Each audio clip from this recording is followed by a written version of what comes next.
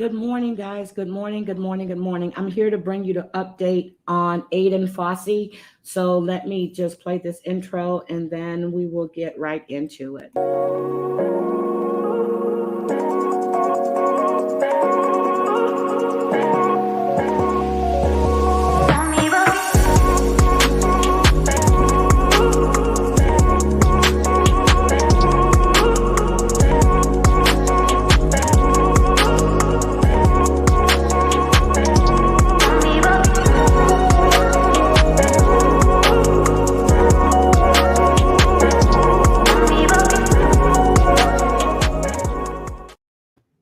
Good morning, guys. The police are now releasing more information about Aiden Fucci. Come to find out, his girlfriend made a statement about the killing of Tristyn Bailey. She's she's an eighth grader, and this is so sad. So she said during her time with her relationship with Aiden, he would frequently talk about killing people. She said he always carried a knife, even when he was not in school, and had more than once pretended to stab her and had come up behind her and put a knife to her throat. She said the month before Tristyn's killing, Aiden had talked at length about murdering someone. He would find a random person walking at night, drag them into the woods, and stab them. This is what his eighth grader girlfriend said. The girlfriend and someone else said that Aiden he would carry two knives all the time, and he had named them Picker and Poker. And when the cops arrested him, they patted him down. They found a knife on him. They also found, when they went to the residence, when they searched the home, they found 8 pocket knives, a handmade shank, and a sheath for a bucket knife. One of the friends described him as numb, meaning he had no feelings toward anyone, no feelings towards himself as well. And she says that he's the type of person that you will see committing a murder. He doesn't care. This is what one of his friends said. So, the friends kept saying that he kept talking about killing someone. So if you knew this, who did they tell? Because if he's talking about this and you're describing him as a numb kid, somebody had to know something.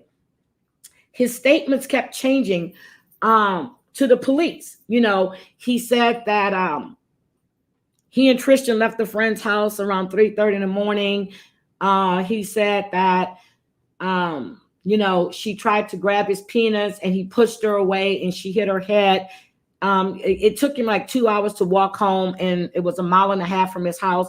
So the police asked him what took him so long. So then the story changed again. This is so sad. His parents even questioned him about his actions that night. He lied to them, but for some reason, the mother was caught on her own surveillance, at the home that she shared with her boyfriend, on surveillance tape, washing his bloody jeans. And then, she lied and told the police that he was wearing khakis that night rather than jeans. So on May 8th, Tristyn's family returned home after an evening out at 11:45. Sunday, Tristyn's phone logs a call from Aiden. This is 12:25 a.m. 12:30 a.m., Tristyn and Aiden show up at a house of a friend known as Trey. 1:10 a.m., Tristyn and Aiden leave Trey's house. 1:24, 2 people who match their description are seen on a video from the neighborhood community center. 1:45, 2 people match their description are seen on another home surveillance system on Saddlestone Court. 3:27, on the same video from Saddlestone Court, one of the 2 people is seen running in the opposite direction, carrying what appears to be a pair of shoes. Around 3:30 a.m., Aiden returns home to where he lives with his mother and stepfather. So they're calling him the stepfather. I didn't see anywhere where they were married, so maybe they are. 9:40 a.m. Tristyn's sister goes to get her Mother's Day breakfast and finds she is not in the bedroom. About 20 minutes later, her mother calls 911 to report her missing.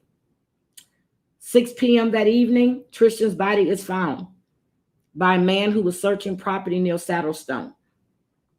And they were on alert because they knew that it was a disappearance. Now, here's where it gets interesting. The police also, well, everything is interesting. Everything, this whole case. It's not interesting. It's sad.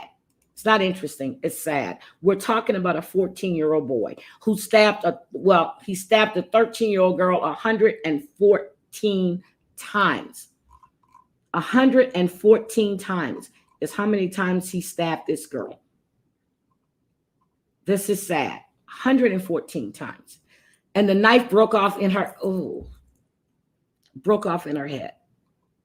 Okay, this is, so the new details that are out on this case, and it was released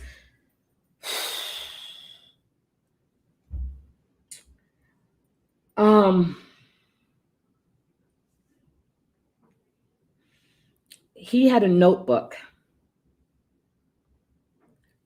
and it was just violent satanic drawings in this notebook. It was a pentagram. It was violent depictions of women. One of the drawings appears to show a woman with red X's over her breasts and genitals, as well as what appeared to be, is what they're saying, as severed arms with blood coming out. The police have photographs. They haven't released those yet. And I told you guys 35 of her wounds were to the head and the neck. Her other wounds were to her torso, her chest, her back, and the upper extremities, so the upper body parts.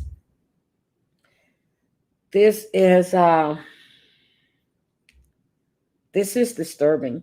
His mother was charged in connection with the case with tampering with evidence for allegedly, but she was caught on surveillance, as I told you, of her home security system, washing out her son's bloodstained jeans. He is being charged as an adult. His first pretrial hearing is set for July 28th.